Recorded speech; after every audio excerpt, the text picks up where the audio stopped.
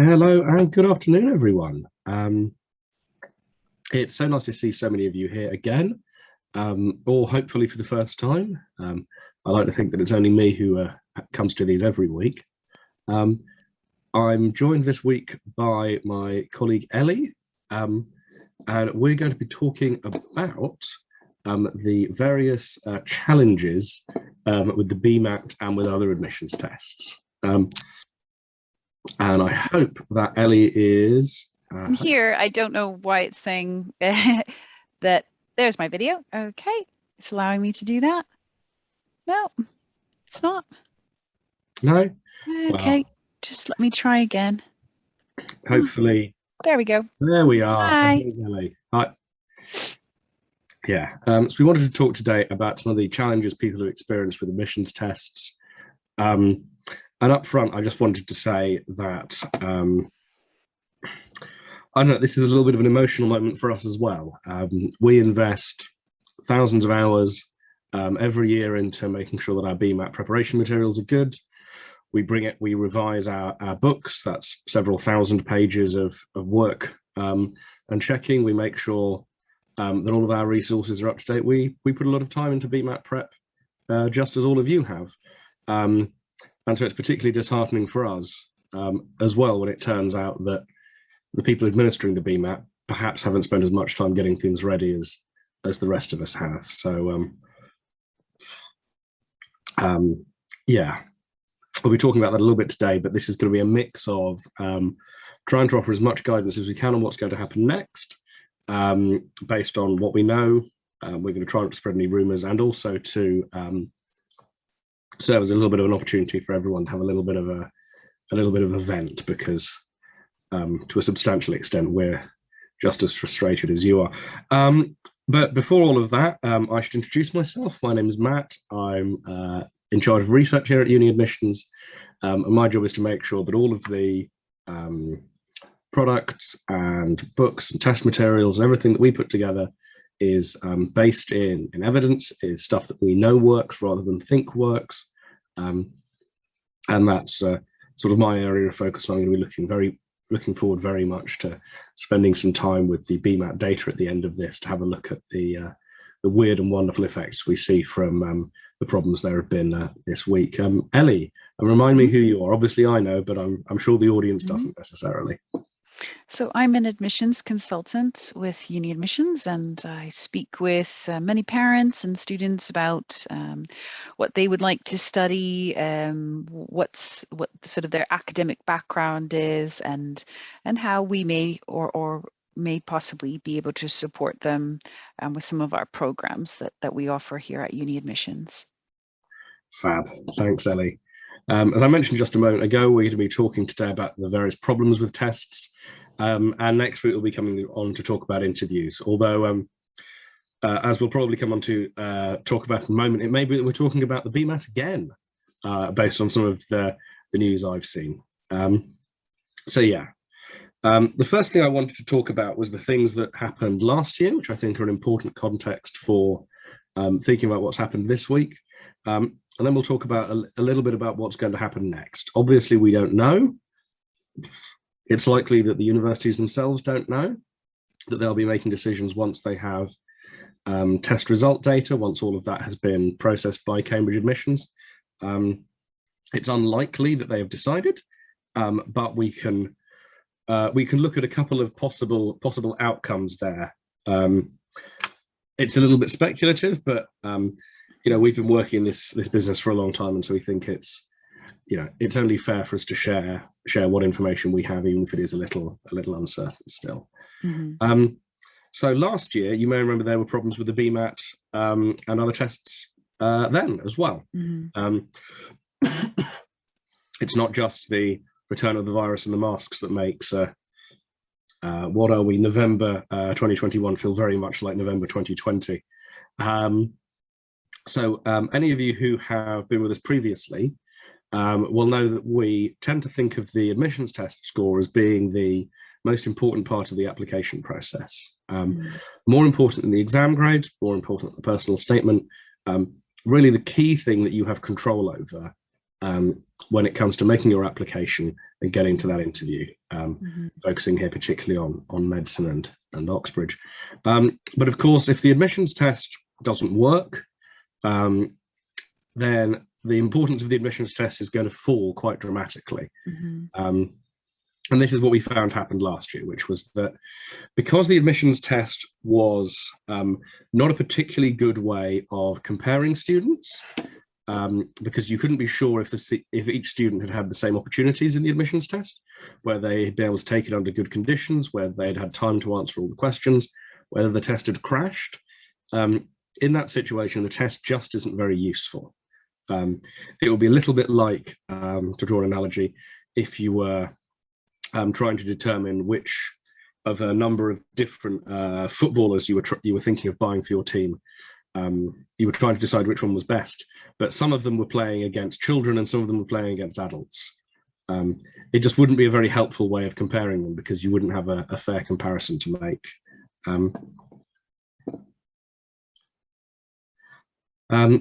So last year, we spoke with a lot of students last year. As far as we can tell, hundreds of students were unable to sit the Bmat or had other problems last year.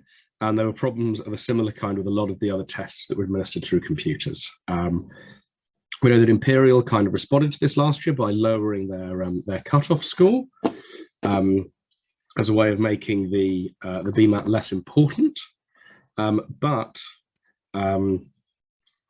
that also happened in the context of a smaller number of places being available in the first place last year, because after the mess with the algorithm, a lot of students were, a lot more students were accepted in the previous cycle, meaning there was pressure on places. It's all been a bit of a mess.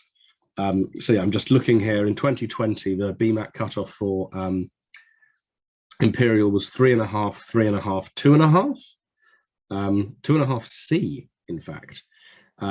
So it was really only the bottom third or so of applicants who were getting eliminated from Imperial last time.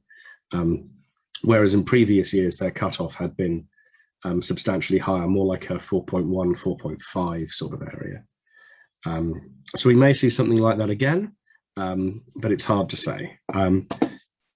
Now, coming on to talk about what happened this week, and I'm hoping that when we come to the Q&A section in a few minutes' time, you're all going to help me out with this one, because I know much less than you do. As you can probably tell from my appearance, I'm not 17.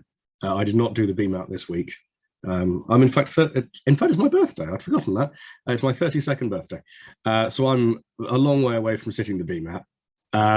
Ellie looking shocked there that I'm only 37. What we saw this week were problems with pretty much all the major admissions tests. The Bmat seems to have been the worst affected, but there have been problems with the TSA, with the TMUA, and a lot of others. And so far, it looks as though thousands of students are going to be asking for special considerations. If you have done the Bmat, if there have been problems and you haven't yet asked for special considerations, I will put the link for doing that into the chat. I would encourage everyone who has had a problem to get in touch with Cambridge Admissions Assessments. You know, it is not your fault that the test went wrong, and you should not be disadvantaged as a consequence of that. So I want to look through a few examples that we've had come to us of problems that students have had.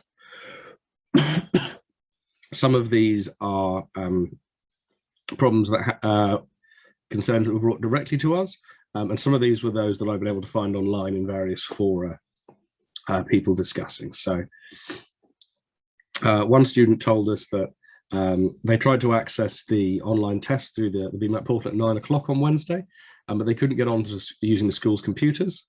Some of the students they were doing it with managed to after 2 or 3 hours, but most still couldn't manage it. And this student, when he finally did manage to connect, told him his candidate number was invalid and he couldn't sit the test. And you can imagine 3 hours of sitting there stressing in preparation for a test, not the ideal way of preparing, I would say. Arguably a very bad way of preparing. We've heard similar stories from the people administering these exams at schools. One exams officer told us that the system is not fit for purpose. They really hope that something is done so that these students aren't penalised in any way for something that isn't their fault. It's easy to focus on the frustration this is for students, but it's worth remembering that schools put a lot of effort into preparing students for these tests, getting the facilities ready, teaching them all of the biology and chemistry and physics over a period of years, and then to discover that the test itself just can't be properly administered. It really undermines all the great work that the schools do to prepare students for the BMAT.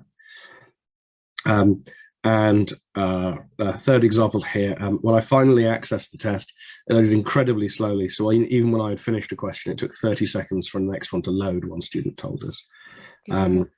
Just to sort of continue on with what you were saying, Matt, some students did report similar problems with the UCAT as well.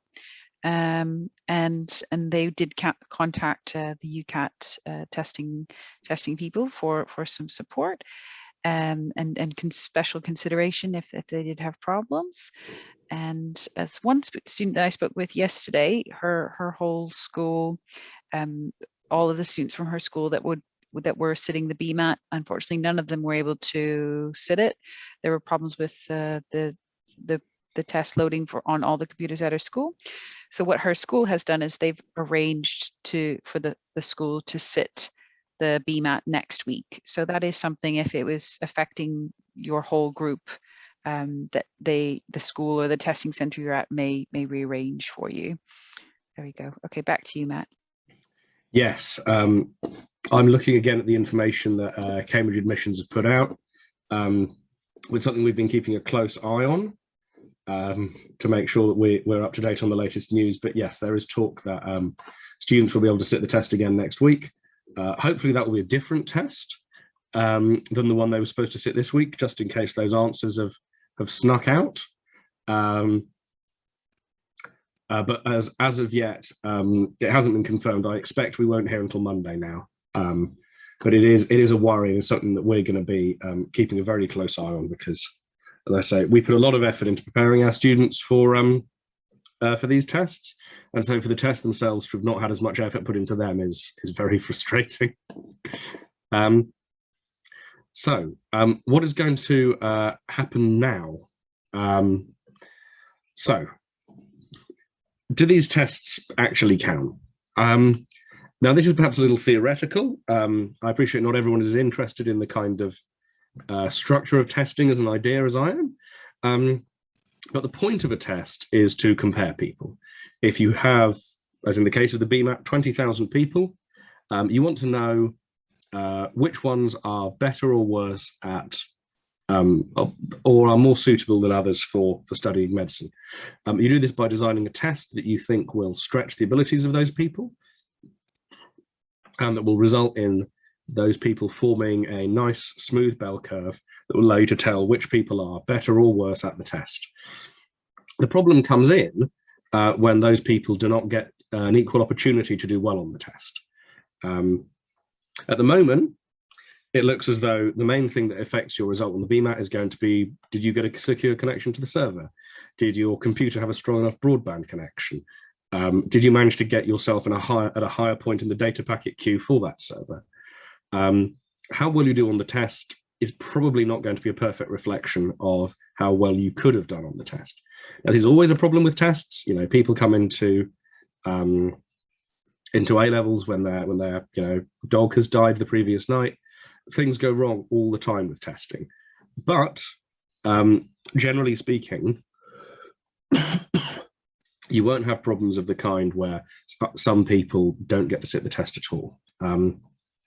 If you think back to exams you might have done earlier in your life, this BMAT situation is if, some people were given all of the questions, some people were given half of the questions, some people were given the questions, but the paper was upside down. Some people were only allowed to write with their left hand, even if they were right-handed.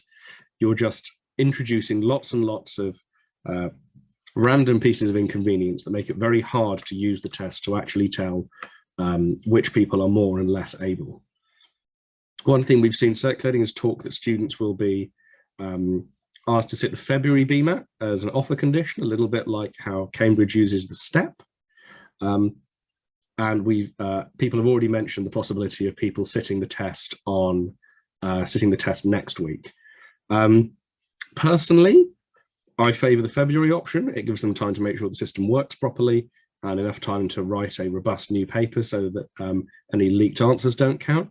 But it does put a lot more pressure on the universities because you then have to interview a lot more people, and you would have to then design your offer structure in a slightly more complicated way. So again, it's hard to be certain at this point what will happen exactly. One thing that's been done in past years is that students have been invited to sit a similar but different test to the Bmat. I believe last year at Cambridge, students were given the opportunity to also sit a modified version of the natural sciences paper. So that covers maths, physics, biology, and chemistry. And then they were given a little essay section as well. Again, a pretty imperfect solution when you've been practicing for the Bmat, which of course has its specific timings. Because of the timeframes, it is likely that Oxford, who already are quite ruthless when it comes to interviewing students, are going to end up putting more weight on GCSEs, because the admissions tests simply aren't a very useful way of telling the difference between students. And unfortunately, this means that luck is just going to play a bigger part in shortlisting. Whether that's the luck of having had a really great personal statement that they've really liked, whether it's having good GCSEs, whether it's the luck of being able to do the test at all.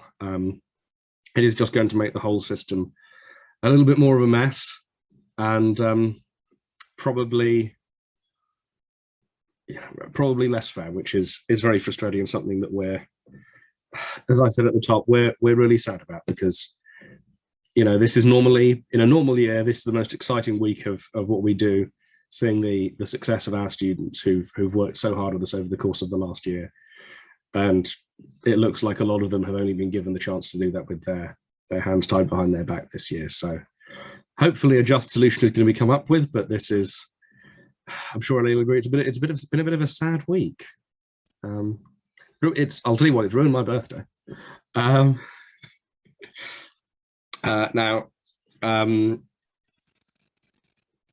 going forward, obviously we would be delighted to help you prepare for any interview that you might be invited to.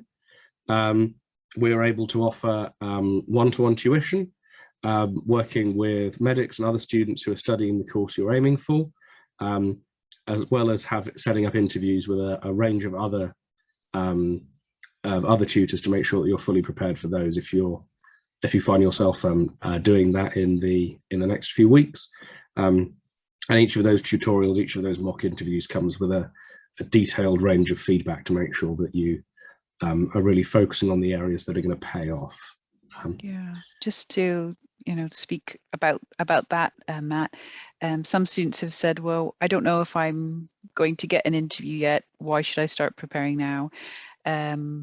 We've discussed this a bit, and most universities are giving 5 to 10 days notice if you will get an interview or not. And it's with what has happened with the Bmat, there's a very good chance that they will be looking at interviews as a way to guide them with making that decision. So we do recommend preparing for that as early as possible. This is a good time for many students if they have been able to sit the Bmat, even if they haven't. Interviews will generally be taking place in early December. So this is the time to start preparing for that. I don't recommend, and we don't recommend as an institution, to start preparing once you have the interview, because by that time it can unfortunately just be too late. Yeah, thanks, Ellie. We're also keen to provide our enrichment seminars. There's another one running tomorrow. So please do sign up and join us for that. Those are also great practice for interview, weekly seminars giving you a taste of university level topics, university style discussion, and a great opportunity to get a little taste of university life and prepare for interview that way.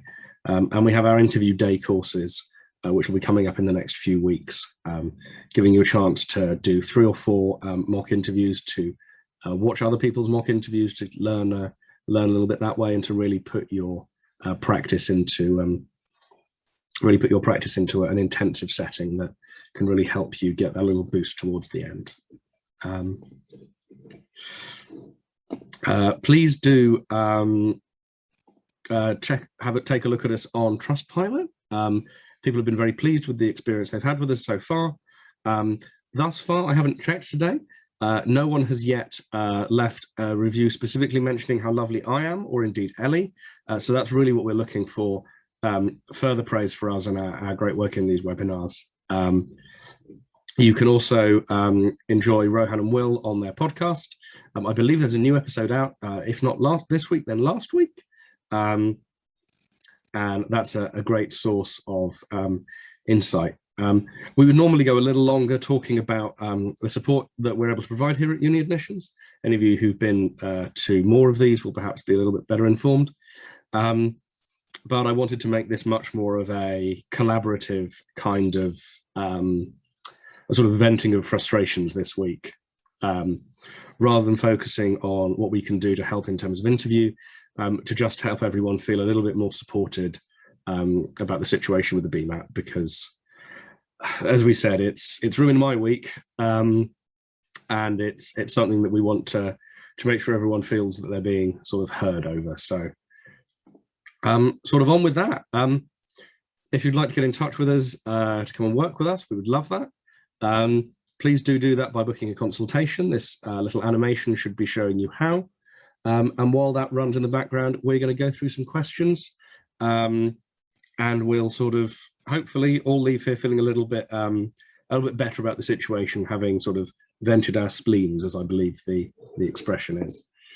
Although I must say, just to warn everyone, obviously I do not work for Cambridge admissions testing.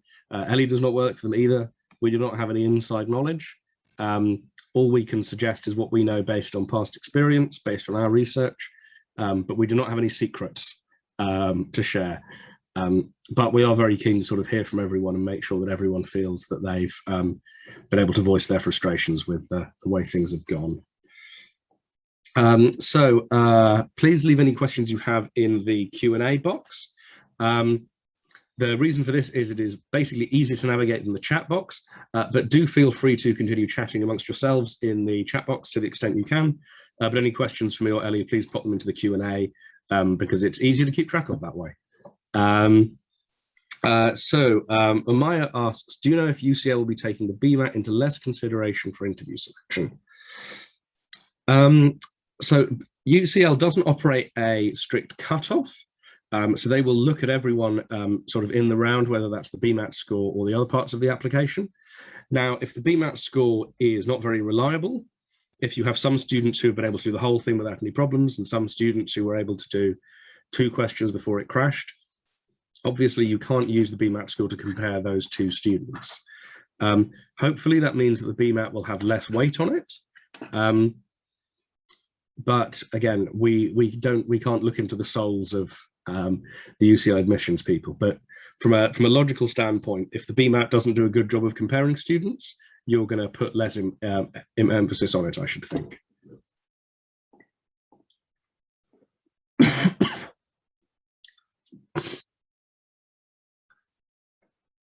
And Ellie, feel free to grab any questions. So Sarah Rashid asks, she was stuck in the testing room for over 4 hours. Do you think she should apply for special consideration, Ellie? I know we're speaking with one student that she was saying their school wasn't able to, and none of the students were able to complete it. And then their school had rescheduled for the students to sit it again next week. As far as special consideration goes, all of these mishaps I hope are being reported. Some similar things happen with some students for the UCAT, students who sat that over the summer. It didn't happen on such a mass scale as it happened with the Bmat, but what those students did was they contacted the testing centers or UCAT directly, explained that situation, and it was investigated by UCAT. So there can be some special considerations given there from our knowledge, if there are problems. As far as being stuck in the testing center for 4 hours, I'm just unclear if the person there, if she was able to sit the test in the end or not. As that might make a difference to what they were able to do. Yeah, I would certainly say it's worth applying for consideration, sort of regardless of what the specific problem is. It isn't, you're not going to get any particular points for being a martyr, for saying that it was frustrating, but it's fine. I'm not a victim. I'm too strong. Don't do that. There's no upside in that. If you feel that the test didn't allow you to perform to the best of your ability, put in for special consideration. Don't feel that you were more or less disadvantaged than other people. There isn't any. You're not going to get some special bonus for being stoic about it. If you feel it was an unfair disadvantage, then you should include that in your special consideration. Put that in, because you know, if you don't ask, you're not going to get. So we have a few questions. Rima asks about the extenuating circumstances form. So each of the test centres will be sending in their feedback. The invigilators will be doing that, but you can also send in your own personally. So I'd recommend doing both. Make sure whoever it was at your school has a clear sense of what went wrong for you and is sending that back to Cambridge Admissions Assessment, and make sure that you are also sending that information across yourself. I'm sorry about the cough. It's been bothering me all week. And that's also Gemma's question. I would say there's the school or the test centre will already have done it, but there's no harm in doing it twice. Srini asked about a student who wasn't able to type their essay. Again, put in that application for special consideration. Make sure that the test centre has let the school know. For the moment, that's all we can do. Gemma asks about the paper next week. I very much hope it's a different paper next week, if that's what's going to happen. It would seem very strange to me to put out the same paper again if the answers have leaked. Sorry, you're going to take over in a minute, Ellie. Sure. Okay. One person, Rima, said her son could not appear for the Bmat. His candidate ID showed invalid and said he'd already completed the test, though he couldn't even start it.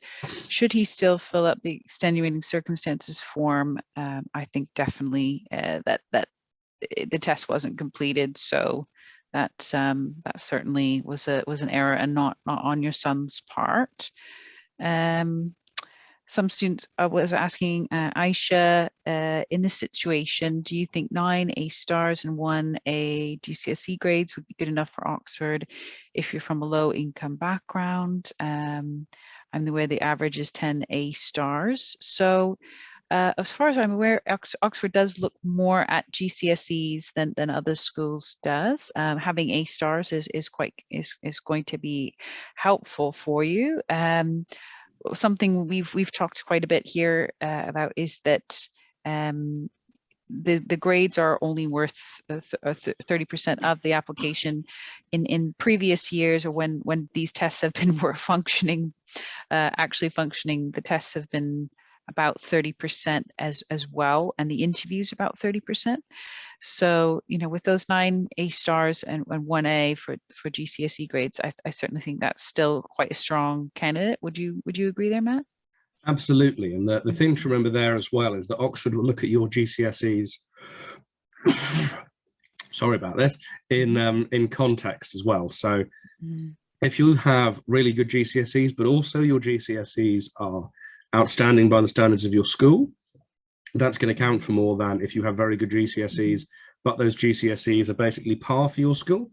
So if you are the best person from your school in 10 years, that is a much bigger deal than being the 10th best person in your school that year, even if the actual letter grades are identical.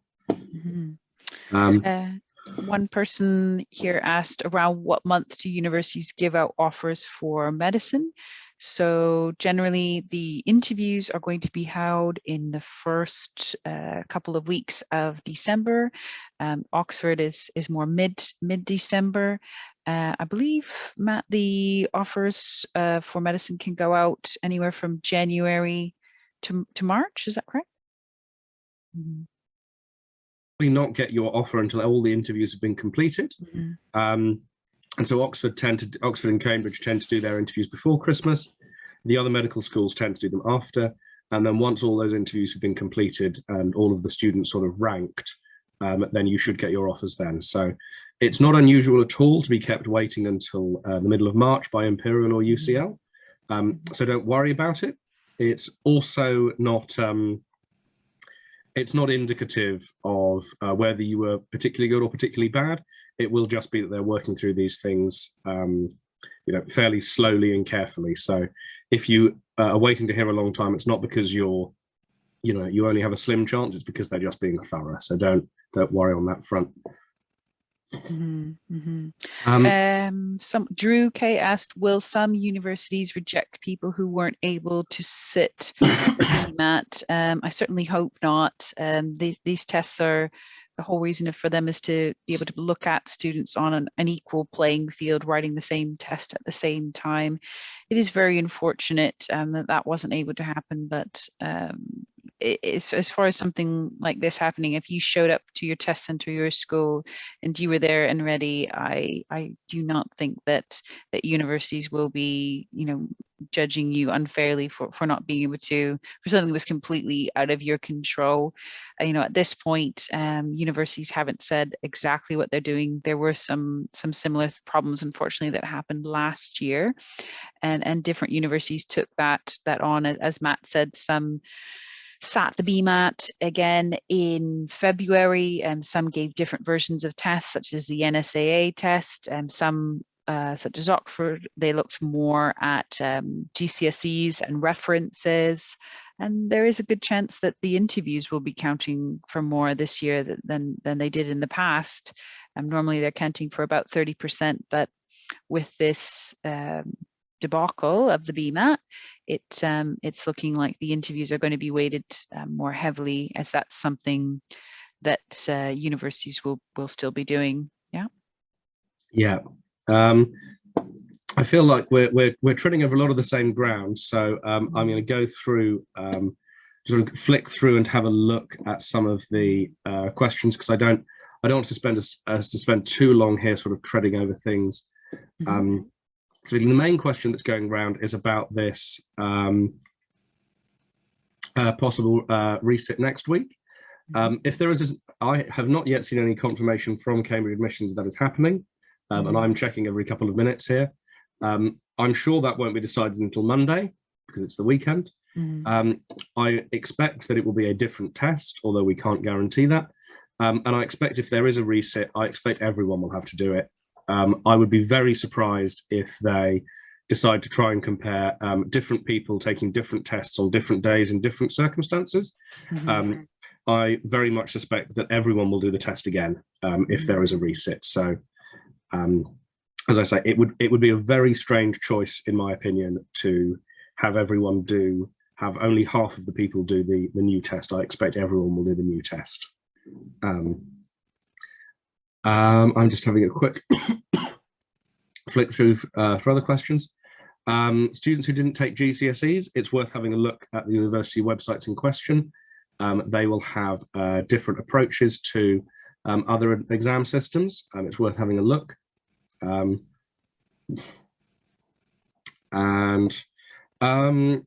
asks why the test isn't on paper again like it used to be. Excellent question.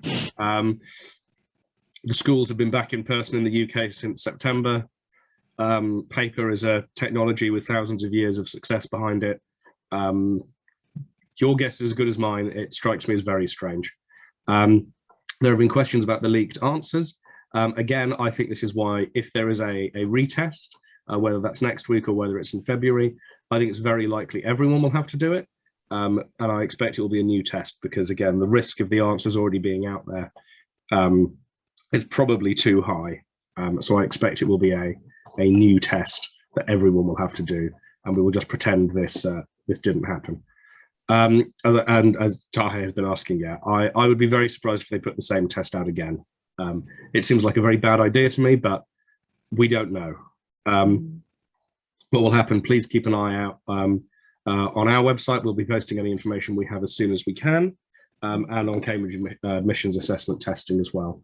I would expect we'll have some news by the end of Monday, but at this point, who knows? The only last thing I wanted to address was there was a, oh no, there were a couple of other things. Ellie, if you could talk a little bit about the interview support we're able to offer. Okay, yeah.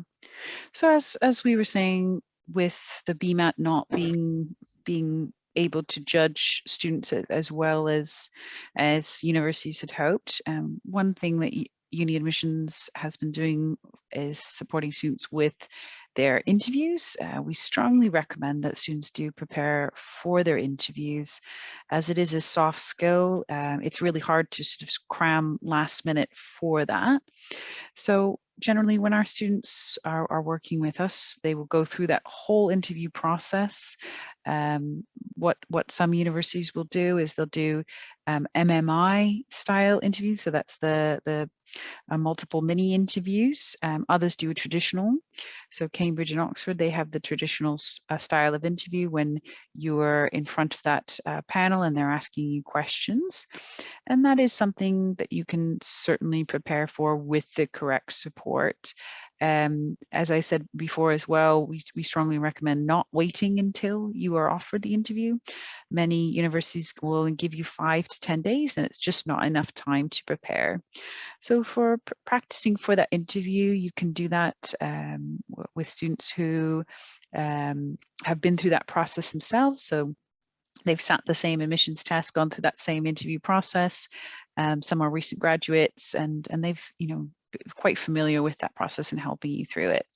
We also can arrange mock interviews. So in that process of having that mock interview, you'd be asked those questions in the similar format that you'd be having in your real interview. You'd spend the first half of your tutorial going through the whole interview process, just like you were in a real interview. And then the second half of that tutorial would be getting feedback. So what you did correctly, what you can improve on, and most importantly, how you can improve on that. That's going to be really important and really useful for you to be successful in your interview. Oh, you're on mute there, Matt. Oh no! We always encourage students to begin preparing well in advance for the interview. It's a kind of long-term life skill, interviewing. It's not something that you get the hang of in the week. It's probably not something I've managed to get the hang of in the past 30 years. It's a difficult business. Yeah.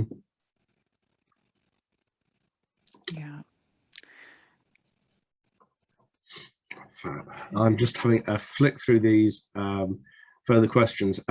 Someone has mentioned a tweet that has been going around claiming that only state schools had problems and that private schools did not. I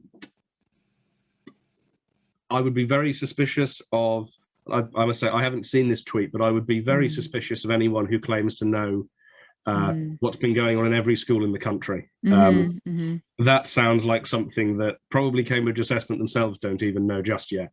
That sounds to me like some kind of rather dodgy, some kind of dodgy misinformation circulating. Yeah. But I would say, as a general rule, if someone says they know something to 100%, you can be fairly confident that they're not telling the truth, because 100% is a very unusual number to arrive at. Very few things are 100%.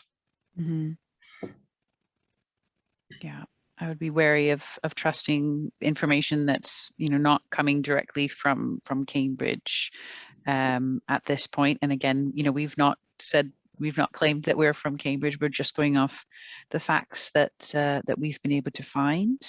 As far as schools go, It could be something to do with the school's internet connection, having that many students trying to do the test at once. But I think certainly if the Bmat or any major tests are going to be sat again next year, I hope they're going to be considering paper versions again. Yeah, absolutely. Again, a piece of paper, it won't crash, it won't fail to load. You know, this is a set of problems that is more or less exclusive to computers. So I really hope they'll just put it back on paper next week. Hopefully there'll be a new test. It will get emailed to all of the schools. The schools will print it out. Everyone will sit the test on paper, and then they'll just scan the answer sheets back in, and it'll be done in the old-fashioned way that doesn't go wrong. We've had a few people asking about the reliability of online information. Just as with anything else, you know, a lot of people will have had different experiences. A lot of people will be keen to push particular ideas. I would not suggest that the only official exam information we're going to know about is from Cambridge admissions testing. I would be, by all reports, we're not going to hear from them until Monday, maybe even Tuesday. I very much doubt that there are people on Reddit or the student room who have secret inside knowledge. I don't have secret inside knowledge. Ellie doesn't have secret inside knowledge. All we know is that this has happened before. We have a little bit of insight into what was done last time. And as I said at the top, principally this is about giving people the opportunity to sort of have a little vent a little bit, talk about the express their frustrations. We'd be delighted to help anyone who would like to with their preparation for interview. But in the grand scheme of things, this is as much about being supportive as it is about trying to fix other things. Unfortunately, we're not in control of how these things are done. Although if Cambridge Admissions would like to put us in charge of the Bmat next year, I will be absolutely delighted to give it a try. We would most definitely be doing it on paper. Because I think that would be much, much easier. Yeah, certainly. Yeah. We've got a few questions.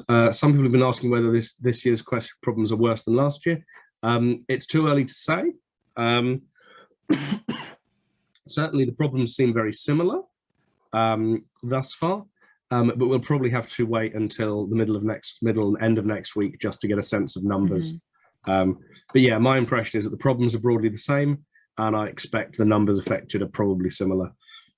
The other thing to say here is, if this has gone wrong, and it clearly has, hopefully there is going to be this reset and this new test, because the quality of the information that the test results that there are is just going to be useless.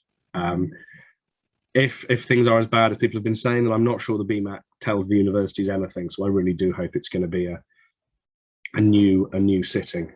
Now I don't think there's anything else particular to cover today. Was there anything else you wanted to cover, Ellie? Just, one student had said that this situation is very unfair, as she has mocks next week along with the supposed Bmat reset, and that is something that I would speak with your school about personally. If my school was asking me to do mocks as well as a Bmat reset next week, the Bmat reset will, if it does happen next week, that will be more difficult to move than your school's mock exams.